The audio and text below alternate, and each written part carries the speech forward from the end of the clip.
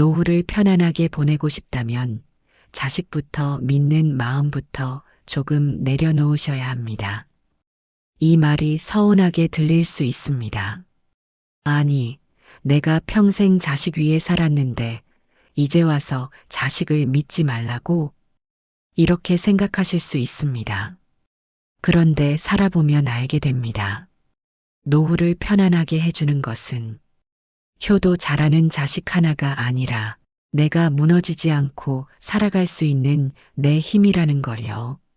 자식은 소중합니다. 당연히 사랑스럽고 내 목숨보다 귀할 수도 있습니다. 하지만 아무리 귀한 자식도 내 노후를 대신 살아주지는 못합니다. 내 아픈 몸을 대신 버텨주지도 못하고 내 외로운 밤을 대신 견뎌주지도 못하고 내 불안한 마음을 끝까지 책임져 주지도 못합니다. 더 솔직히 말해보겠습니다. 자식은 내 노후의 보험이 아닙니다. 이 말을 빨리 인정할수록 노후는 오히려 더 편안해집니다. 왜냐하면 기대가 크면 서운함도 커지기 때문입니다. 해줄 만큼 해줬는데 연락이 뜸하면 섭섭하고 내 마음만큼 챙겨주지 않으면 서운하고 나는 아직도 부모인데 자식은 어느새 자기 인생이 먼저인 모습을 보면 속이 허전해집니다. 하지만 그건 자식이 나빠서만은 아닙니다. 세상이 바뀌었고 사는 방식이 달라졌고 이제 자식들도 자기 먹고 사는 일로 버거운 시대를 살기 때문입니다. 그래서 노후에는 자식을 붙잡는 마음보다 내 삶을 스스로 붙들 수 있는 힘이 더 중요합니다. 오늘은 말씀드리겠습니다.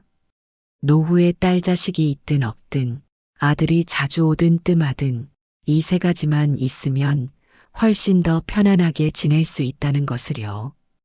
그리고 끝까지 들으시면 아마 이런 생각이 드실 겁니다. 내가 너무 자식에게 마음을 걸고 살았구나. 이제는 내 노후를 남의 손이 아니라 내 손에 다시 쥐어야겠구나. 그 첫 번째가 무엇인지부터 말씀드리겠습니다. 시작하기 전 구독과 좋아요는 채널 운영에 큰 힘이 됩니다. 첫 번째는 내 몸입니다. 노후의 자식보다 먼저 믿어야 할 것은 결국 내 몸입니다. 이 말이 조금 서운하게 들릴 수 있습니다. 자식도 있는데 왜 몸이 먼저냐? 이렇게 생각하실 수 있습니다. 하지만 나이가 들수록 점점 더 분명해집니다. 노후를 편안하게 사는 사람과 늘 불안하게 사는 사람의 차이는 자식복보다 먼저 내 몸이 얼마나 버텨주느냐에서 갈린다는 것을요. 젊을 때는 몸이 조금 아파도 버틸 수 있었습니다. 허리가 아파도 참고 일했고 무릎이 시려도 계단을 오르내렸고 잠을 설쳐도 다음날 또 움직였습니다. 몸이 힘들어도 이 정도쯤이야 하고 넘길 수 있었습니다. 왜냐하면 해야 할 일이 많았고 내 몸보다 먼저 챙겨야 할 사람이 있었기 때문입니다. 하지만 노후는 다릅니다. 이제는 몸이 한번 무너지면 하루 전체가 흔들립니다. 아침에 일어나는 것부터 힘들고 밥 한 끼 챙기는 것도 귀찮아지고 밖에 나가는 일이 부담이 되고 그렇게 움직임이 줄면 마음도 같이 가라앉습니다. 몸이 아프면 단순히 통증만 생기는 게 아닙니다. 기운이 빠지고 의욕이 꺾이고 점점 사람 만나는 일도 줄어들고 결국 세상과 거리를 두게 됩니다. 그래서 노후의 가장 무서운 건 혼자가 되는 것만이 아닙니다. 내 몸이 내 뜻대로 움직여주지 않는다는 사실이 사람을 훨씬 더 깊게 무너지게 합니다. 딸이 자주 온다고 해서 내 무릎 통증이 사라지는 건 아닙니다. 아들이 걱정해 준다고 해서 내 혈압이 바로 안정되는 것도 아닙니다. 자식이 효도한다고 해도 내 소화가 다시 좋아지고 내 잠이 깊어지고 내 허리가 저절로 펴지는 건 아닙니다. 결국 노후의 편안함은 누가 나를 아껴주느냐 이전에 내 몸이 어느 정도라도 일상을 버텨주느냐에 달려 있습니다. 이건 생각보다 아주 현실적인 문제입니다. 몸이 괜찮은 날은 마음도 덜 흔들립니다. 조금 걸을 수 있고, 혼자 씻을 수 있고, 혼자 장을 보고, 혼자 필요한 일을 처리할 수 있으면 사람은 생각보다 덜 초라해집니다. 누군가에게 전부 기대지 않아도 된다는 감각은 노후의 자존심을 지켜줍니다. 반대로 몸이 무너지기 시작하면 마음도 급격히 약해집니다. 이제 나는 점점 안 되는구나. 이러다 자식에게 짐이 되겠구나. 앞으로는 더 나빠질 텐데 어떡하나. 이런 생각이 머릿속에 자리 잡기 시작합니다. 그리고 그 불안은 실제 통증보다 더 사람을 지치게 만듭니다. 늙어서 서러운 건 주름이 아닙니다. 내 몸 하나 마음대로 못 쓰는 날이 늘어나는 겁니다. 그래서 노후에는 자식 걱정보다 먼저 내 몸 관리가 우선이 되어야 합니다. 그런데 많은 부모들이 평생 반대로 살아왔습니다. 좋은 건 늘 자식 먼저였습니다. 맛있는 것도 자식 먼저 먹였고, 돈이 생기면 자식 학원비부터 냈고, 몸이 아파도 병원비 아깝다고 미뤘고, 검진 받아야 해도 바쁘다고 넘겼습니다. 자식은 감기만 걸려도 병원으로 뛰어갔지만, 정작 본인은 두통이 있어도 참고, 허리가 끊어질 듯 아파도 버티고, 속이 불편해도 대수롭지 않게 넘겼습니다. 그렇게 수십 년을 살다 보니 이제는 자기 몸을 챙기는 일이 오히려 어색해진 분들이 많습니다. 내 몸을 위해 돈 쓰는 게 아깝고 내 건강을 위해 시간을 쓰는 게 사치처럼 느껴집니다. 하지만 이제는 달라져야 합니다. 이제는 자식보다 먼저 내 몸을 챙겨야 할 때입니다. 왜냐하면 노후에 내 몸이 무너지면 그 다음에는 돈도, 관계도, 마음도 함께 흔들리기 때문입니다. 몸이 아프면 외출이 줄고, 외출이 줄면 생활 리듬이 깨지고, 생활 리듬이 깨지면 우울감이 커집니다. 우울감이 커지면 더 움직이기 싫어지고, 그러면 다시 몸이 더 약해집니다. 이 악순환이 시작되면 자식이 옆에 있어도 편안하지 않습니다. 오히려 더 예민해지고, 더 서운해지고, 더 불안해질 수 있습니다. 그러니 노후의 평안은 거창한 행복에서 오는 게 아닙니다. 잘 자고, 잘 먹고, 조금 걸을 수 있고, 큰 불편 없이 내 일상을 유지할 수 있는 것. 그 단순한 것에서 시작됩니다. 매일 20분이라도 걷는 것, 제때 밥 먹는 것, 병원 미루지 않는 것, 잠을 소홀히 여기지 않는 것, 통증이 있는데 괜찮은 척하지 않는 것, 이런 사소한 일들이 결국 노후의 품위를 만듭니다. 많은 분들이 이렇게 말합니다. 나이 들면 다 아픈 거지. 맞습니다. 어느 정도는 그렇습니다. 하지만 똑같이 나이 들어도 자기 몸을 포기한 사람과 끝까지 돌본 사람의 노후는 전혀 다릅니다. 조금 불편해도 꾸준히 움직이는 사람은 삶의 중심을 덜 잃습니다. 완벽하게 건강하지 않아도 자기 몸을 책임지려는 태도가 있는 사람은 쉽게 무너지지 않습니다.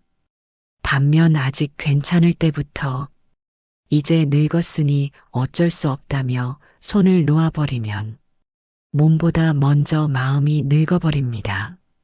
사람은 나이 때문에 늙는 게 아닙니다. 자기 몸을 포기하는 순간부터 급격히 늙습니다.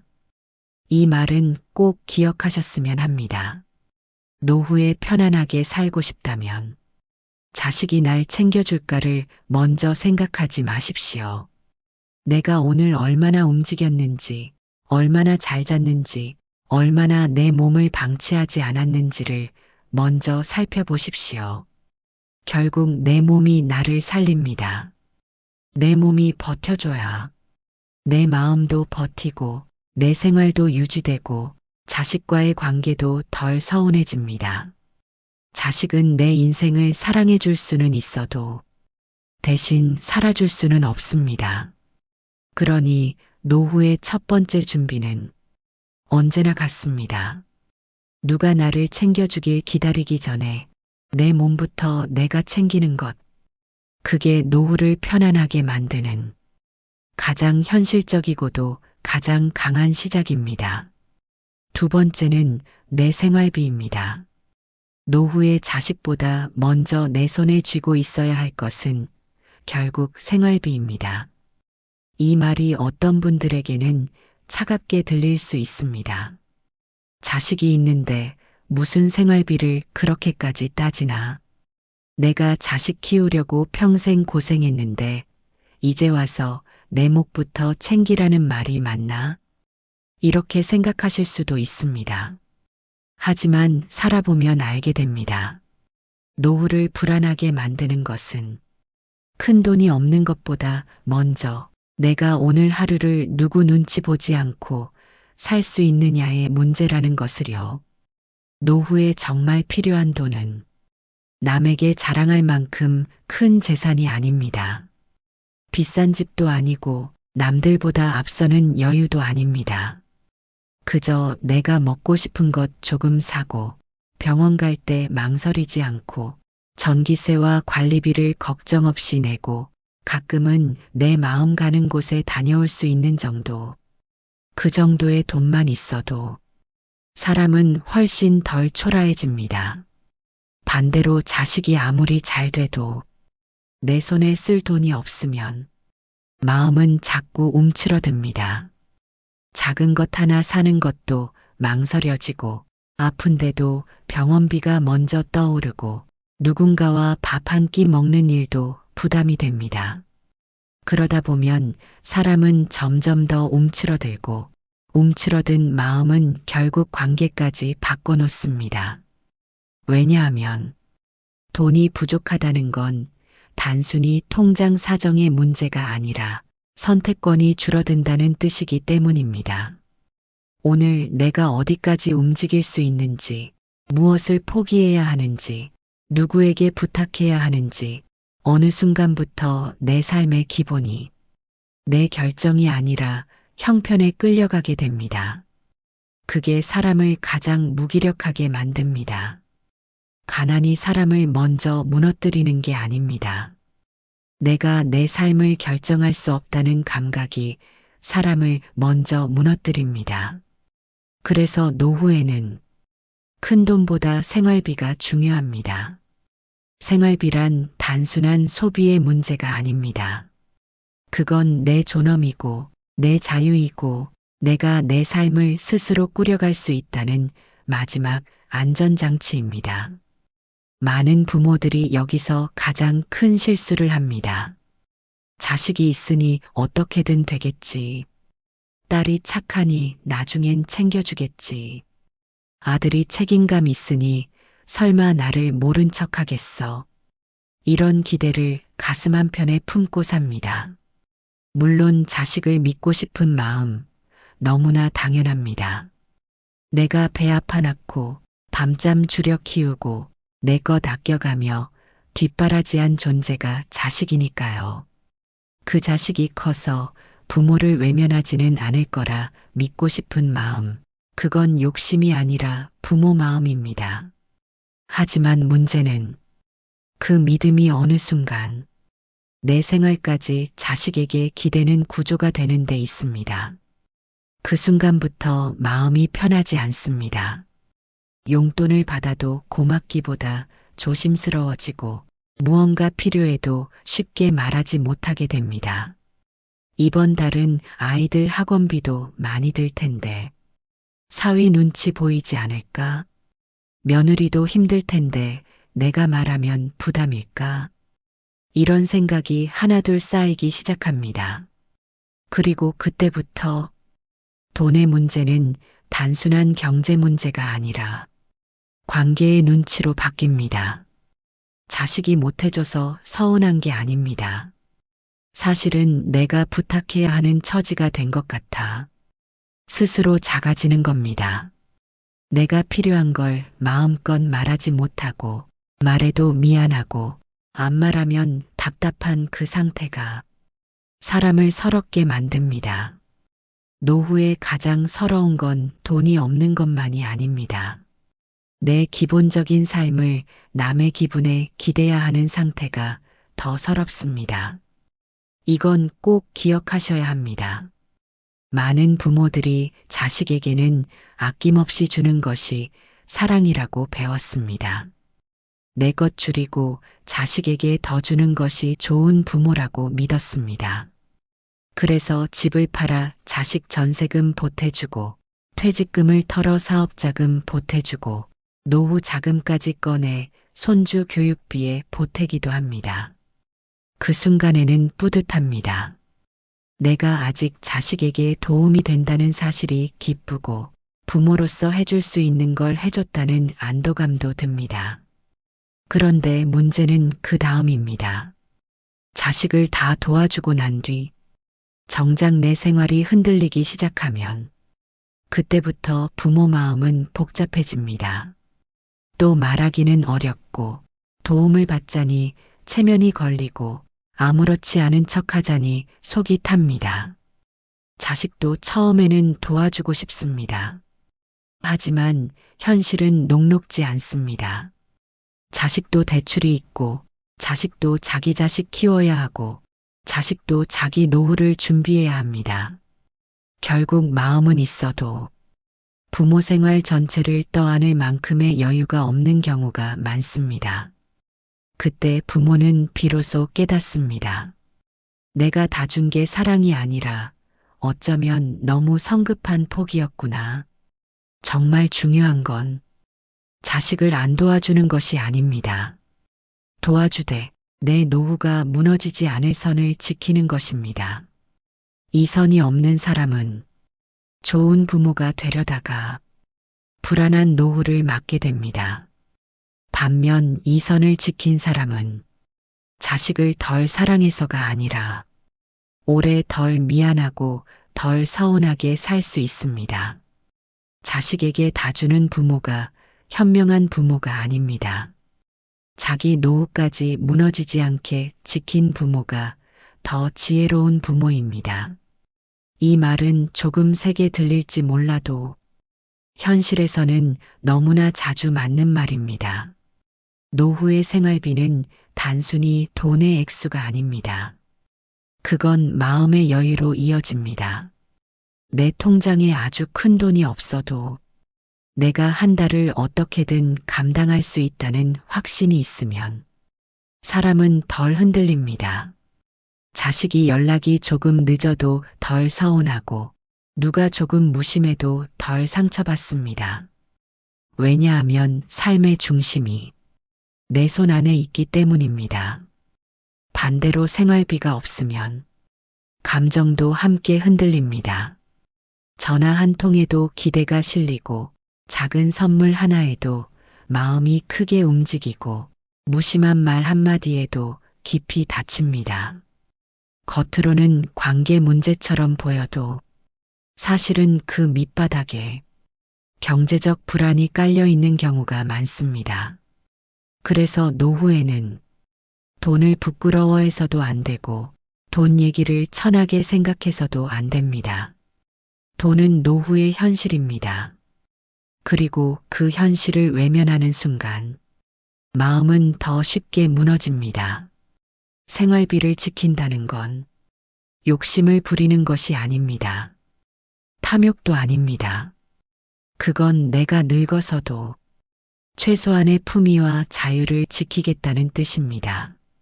누군가에게 큰 도움을 주지 못해도 괜찮습니다. 중요한 건 내가 내 삶의 기본을 스스로 감당할 수 있느냐입니다. 작은 연금이라도 좋습니다. 소소한 저축이라도 좋습니다. 크지 않은 월세 수입, 작은 일거리, 검소하지만 흔들리지 않는 소비 습관도 좋습니다. 중요한 건 액수보다 구조입니다. 내가 매달 무너지지 않게 버틸 수 있는 구조, 그게 있어야 노후가 덜 불안합니다. 그리고 이 기반이 있는 사람은 자식과의 관계도 더 좋아집니다. 왜냐하면 덜 기대하게 되기 때문입니다. 기대가 줄면 서운함도 줄고, 서운함이 줄면 잔소리도 줄고, 잔소리가 줄면 관계가 부드러워집니다. 자식도 부모를 만날 때 부담보다 반가움을 더 느끼게 됩니다. 참 아이러니하지요. 자식에게 덜 기대는 부모가 오히려 자식과 더 편안한 관계를 오래 갑니다. 그러니 노후에 편안하게 살고 싶다면 자식의 효심부터 계산하지 마십시오. 내 생활비부터 점검하십시오. 내가 아프면 병원 갈 수 있는지, 내가 먹고 사는 기본은 유지되는지, 내가 누군가 눈치 보지 않고 하루를 보낼 수 있는지, 그걸 먼저 보셔야 합니다. 결국 노후를 지켜주는 건 거창한 효도가 아니라 매달 숨통을 틔워주는 내 생활비입니다. 그 돈이 많아서가 아니라 그 돈이 나를 남의 눈치에서 조금은 자유롭게 해주기 때문입니다. 자식은 사랑해야 할 존재입니다. 하지만 내 삶의 기초까지 전부 맡길 존재는 아닙니다. 그걸 너무 늦게 깨달으면 서운함도 깊어지고 후회도 커집니다. 그러니 지금부터라도 내 몫은 남겨두십시오. 내 생활을 지탱할 최소한의 기반은 지키십시오. 자식에게 주더라도 내 노후의 뿌리까지 뽑아주지는 마십시오. 그게 이기적인 게 아닙니다. 그게 바로 노후를 편안하게 보내는 가장 현실적인 지혜입니다. 세 번째는 내 마음을 붙잡아줄 일상입니다. 노후를 무너뜨리는 건 혼자라는 사실이 아니라 하루가 텅 비어 있다는 사실입니다. 많은 분들이 노후의 외로움을 이야기할 때 가장 먼저 자식부터 떠올립니다. 딸이 자주 오면 덜 외로울 것 같고, 아들이 전화를 자주 해주면 덜 허전할 것 같고, 누군가 내 안부를 자주 묻고 찾아오면 내 마음이 훨씬 편할 것 같다고 생각합니다. 물론 맞는 말입니다. 사람은 누군가와 연결되어 있다는 감각이 있어야 덜 외롭고 덜 쓸쓸합니다. 특히 나이가 들수록 나를 아직 기억해주는 사람이 있다는 사실은 생각보다 큰 위로가 됩니다. 그런데 여기에는 아주 중요한 함정이 하나 있습니다. 누군가가 나를 찾아주는 기쁨만 바라보며 살기 시작하면 내 삶은 점점 기다리는 삶이 됩니다. 전화가 오기를 기다리고, 문자가 오기를 기다리고, 주말에 누가 찾아오기를 기다리고, 명절이 되면 누가 먼저 연락할지를 기다립니다. 문제는 기다리는 삶이 길어질수록 마음은 더 쉽게 무너진다는 데 있습니다. 오늘도 연락이 없으면 서운하고, 생각보다 무심하면 상처받고, 내가 기대한 만큼 챙겨주지 않으면 괜히 버려진 기분이 듭니다. 그러면 자식이 미운 게 아니라 내 마음이 먼저 피폐해집니다. 왜냐하면 삶의 중심이 이미 내 바깥으로 나가 있기 때문입니다. 노후에 가장 무서운 건 외로움이 아닙니다. 내 하루의 중심이 내 손에 없다는 사실이 더 무섭습니다. 이 말은 꼭 기억하셔야 합니다. 젊을 때는 바빴습니다. 출근할 시간이 있었고, 챙길 가족이 있었고, 해결해야 할 일이 끊임없이 있었습니다. 누군가를 위해 움직였고, 무엇인가를 해내기 위해 살았습니다. 힘들어도 하루는 금방 지나갔고, 외롭다고 느낄 틈도 없이 시간이 흘렀습니다. 그런데 노후는 다릅니다. 어느 날부터 하루가 길어집니다. 해야 할 일이 갑자기 줄어들고 누군가가 꼭 나를 필요로 하는 순간도 줄어듭니다. 아침에 눈을 떠도 급히 나갈 데가 없고 오늘 꼭 끝내야 할 일도 없고 저녁이 되어도 하루를 정리할 만한 특별한 이유가 없습니다. 그때부터 사람은 허전함을 느끼기 시작합니다. 처음에는 편하다고 느낄 수도 있습니다. 이제 고생 끝났다고, 마음 편하게 쉬라고, 평생 바빴으니 이제는 좀 쉬어도 된다고들 말합니다. 하지만 사람은 너무 오래 쉬기만 하면 마음이 가라앉습니다. 할 일이 없으면 몸도 느슨해지고, 몸이 느슨해지면 생각이 많아지고, 생각이 많아지면 옛 상처와 서운함이 자꾸 떠오릅니다. 그러면 점점 더 사람을 바라보게 됩니다. 누가 나를 찾는지, 누가 나를 챙기는지, 왜 저 사람은 연락이 없는지, 왜 나는 점점 잊혀지는 것 같은지. 그렇게 되면 노후의 외로움은 단순한 외로움이 아니라 점점 자기 존재에 대한 불안으로 바뀝니다. 나는 이제 필요 없는 사람인가? 내가 없어도 아무도 아쉬워하지 않는 건 아닐까? 내가 평생 해준 건 다 잊힌 걸까? 이런 생각이 하나둘 쌓이기 시작합니다. 사실 이 감정의 밑바닥에는 자식의 무심함만 있는 게 아닙니다. 그보다 더 큰 건 내가 나를 붙잡아줄 일상을 잃어버렸다는 데 있습니다. 사람은 사랑이 부족해서만 무너지는 게 아닙니다.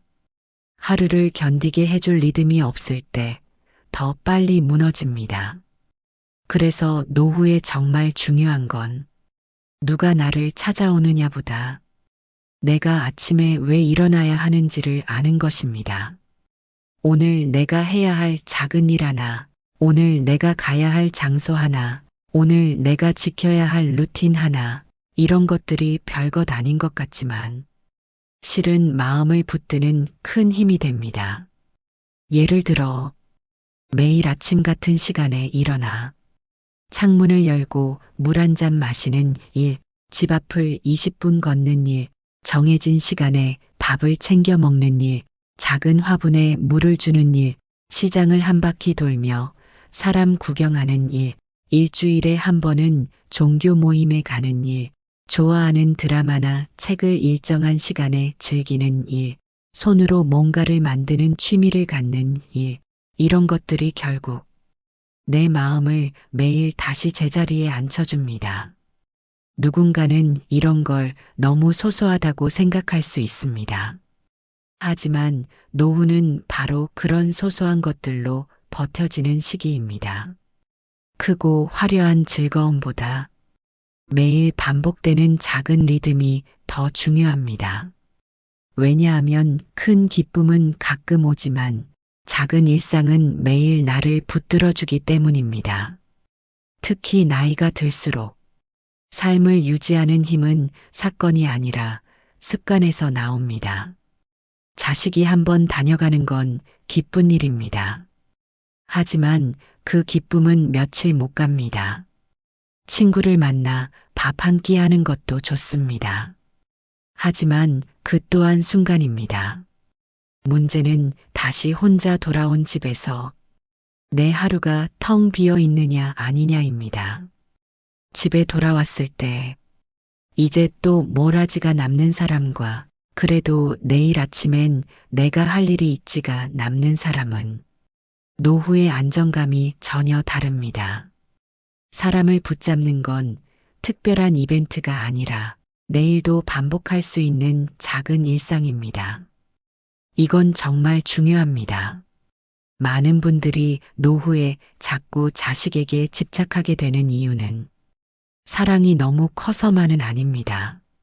내 삶이 비어있기 때문일 때가 많습니다. 하루가 비고 마음이 비고 시간이 비면 사람은 본능적으로 누군가를 붙잡고 싶어집니다. 그래서 자꾸 전화기를 보게 되고 연락이 없으면 괜히 섭섭해지고 자식의 말투 하나에도 감정이 크게 흔들리게 됩니다. 그런데 냉정하게 말하면 아무리 효도하는 자식이 있어도 그 빈 하루를 다 채워주지는 못합니다. 자식은 자기 삶을 살아야 하고 언제나 부모 곁에 있을 수도 없습니다. 결국 내가 나를 붙잡아줄 일상을 만들지 않으면 그 공허함은 누구도 완전히 메워주지 못합니다. 그래서 노후에 필요한 것은 누가 나를 찾아와 줄까를 먼저 고민하는 게 아니라 내가 내 하루를 어떻게 채울까를 고민하는 것입니다. 그게 운동이어도 좋고 산책이어도 좋고 소일거리여도 좋고 반찬 하나 직접 만드는 일이든 성경이든 불경이든 매일 읽는 시간이든 동네 친구와 커피 한 잔 약속이든 무엇이든 좋습니다.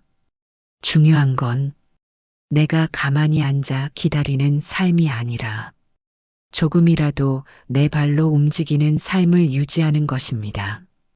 움직이는 사람은 생각보다 덜 무너집니다. 반대로 멈춰 있는 사람은 생각 속에 갇히기 쉽습니다.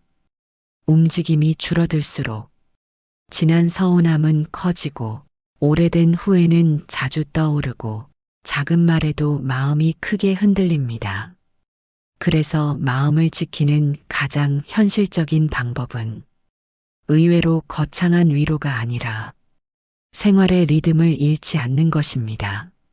아침과 점심과 저녁이 너무 흐트러지지 않게 하고 너무 늦잠 자거나 밤을 새지 않게 하고 하루 한 번은 몸을 움직이게 하고 혼자 있어도 시간을 의미 없이 흘려보내지 않는 것. 이런 태도가 쌓이면 노후의 외로움도 훨씬 덜 날카로워집니다. 그리고 일상이 있는 사람은 자식과의 관계도 더 편안해집니다. 왜냐하면 덜 매달리기 때문입니다. 연락이 오면 반갑고 안 와도 하루가 다 무너지지 않습니다. 약속이 생기면 좋고 취소되어도 내 생활 전체가 흔들리지 않습니다. 이렇게 되어야 자식도 부모를 만날 때 부담보다 편안함을 느낍니다. 참 아이러니하게도 자식을 덜 붙잡는 부모가 오히려 자식과 더 오래 좋은 관계를 유지합니다. 왜냐하면 부모 자신이 자기 삶을 살고 있기 때문입니다. 기대가 적을수록 서운함도 적고 서운함이 적을수록 관계는 훨씬 부드러워집니다. 자식과 멀어지지 않으려면 먼저 내 삶을 너무 비워두지 말아야 합니다. 이 문장도 꼭 기억해 두셨으면 합니다. 노후의 편안함은 누군가가 나를 늘 챙겨주는 상태에서 오지 않습니다. 그건 현실적으로도 어렵고 설령 잠시 가능해 보여도 오래 가기는 힘듭니다. 진짜 편안함은 혼자 있는 시간에도 내가 완전히 무너지지 않는 데서 옵니다. 그 힘은 결국 내 일상에서 나옵니다. 내가 매일 지키는 작은 루틴, 내가 반복하는 소소한 움직임, 내가 스스로 만들어가는 하루의 질서, 바로 그것이 노후의 마음을 붙드는 가장 조용하고도 강한 힘입니다. 그러니 이제는 연락만 기다리지 마십시오. 누가 와주기만 바라지 마십시오. 자식이 내 허전함을 다 채워주길 기대하지 마십시오. 대신 내 하루에 작은 약속을 만들어야 합니다. 내 몸이 기억할 습관을 만들고 내 마음이 의지할 시간을 만들고 내가 스스로 움직일 이유를 만들어야 합니다. 그렇게 해야 누가 옆에 있든 없든 하루가 무너지지 않습니다. 그리고 그런 사람이 결국 노후를 더 편안하게, 더 단단하게 살아갑니다. 정리하면 이렇습니다. 노후에 진짜 필요한 건 자식의 잦은 연락만이 아닙니다. 내 마음을 붙잡아줄 내 일상, 내 리듬, 내 하루의 중심입니다.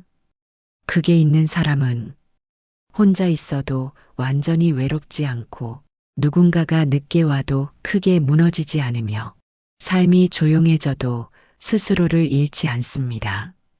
결국 가장 편안한 노후는 누군가가 계속 채워주는 노후가 아니라 내가 내 하루를 스스로 버텨낼 수 있는 노후입니다. 정리해 보겠습니다.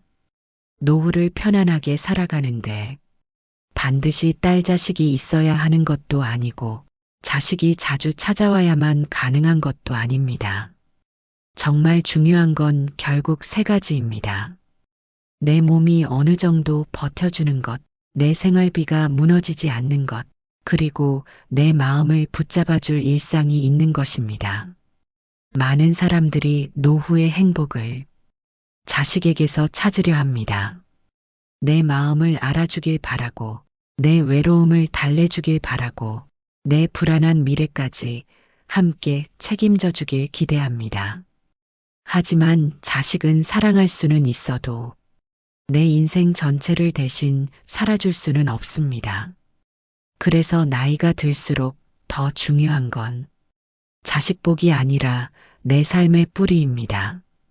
내가 아프지 않게 몸을 챙기고 남의 눈치 보지 않을 만큼의 생활을 지키고 혼자 있는 날에도 무너지지 않을 하루를 만드는 것. 그게 결국 노후를 편안하게 만드는 진짜 힘입니다. 자식은 내 노후의 답이 아닙니다. 내 노후를 끝까지 지켜주는 건 결국 나 자신입니다. 이 말을 너무 서운하게만 듣지 않으셨으면 합니다. 오히려 이 사실을 빨리 받아들일수록 자식에게 덜 서운해지고 내 마음도 덜 흔들리고 남은 삶을 훨씬 더 담담하고 단단하게 살아갈 수 있습니다. 노후를 편안하게 만드는 건 누군가가 끝까지 나를 책임져주는 삶이 아닙니다.